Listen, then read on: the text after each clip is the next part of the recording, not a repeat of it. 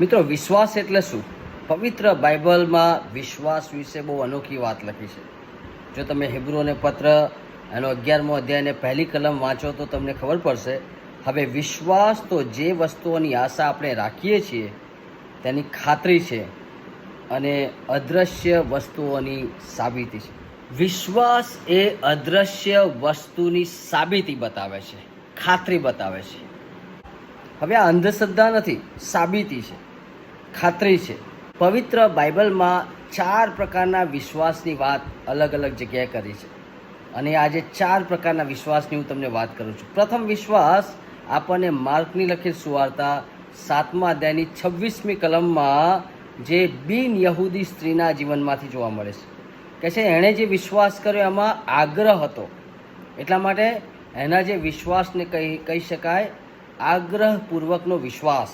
માર્થીન લખેલ સુવાર્તા 8મા અધ્યાયમાં 9 ને 10 કલમમાં જમાદારે એક વિશ્વાસ કર્યો. આ બીજા પ્રકારનો વિશ્વાસ ત્યાં બતાવે છે. જમાદારના વિશ્વાસમાં નમ્રતા હતી અને એટલા માટે આપણે કહી શકીએ નમ્રતા સાથેનો વિશ્વાસ. એણે નમ્ર વિશ્વાસ પ્રગટ કર્યો એટલે નમ્ર વિશ્વાસની વાત કરે છે.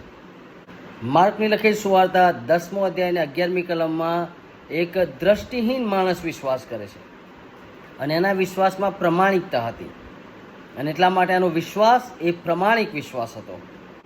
દાનિયેલનું પુસ્તક 6ઠ્ઠો અધ્યાય 10 થી 23 કલમ તમે વાંચો, ત્યાં તમને દાનિયેલનો વિશ્વાસ બતાવે છે અને આ દાનિયેલના વિશ્વાસમાં સાહસ હતું અને એટલા માટે કહી શકીએ એ સાહસી વિશ્વાસ પ્રગટ કરે છે. મિત્રો, અહીંયા 4 પ્રકારના વિશ્વાસ છે. એક વિશ્વાસ છે જેમાં આગ્રહ છે, એક વિશ્વાસ છે જેમાં નમ્રતા છે, એક વિશ્વાસ છે જેમાં પ્રમાણિકતા છે અને એક વિશ્વાસ છે જેમાં સાહસ છે. અને આ 4 માણસોએ અલગ અલગ પ્રસંગોમાં ઈશ્વર ઉપર ભરોસો મૂક્યો, વિશ્વાસ મૂક્યો અને એમના જીવનમાં જબરજસ્ત ચમત્કારો થયા. તમે જે વિશ્વાસ કરો છો એ વિશ્વાસ કેવો છે? તમારા વિશ્વાસને કેવો વિશ્વાસ કહી શકે? તમારો વિશ્વાસ આંધળો વિશ્વાસ તો નથી ને? કારણ કે પવિત્ર બાઇબલ એ આંધળા વિશ્વાસની વાત નથી કરતું. પવિત્ર શાસ્ત્ર બાઇબલ એ આપણને ખાતરી અને સાબિતી સાથેના વિશ્વાસની વાત કરે છે.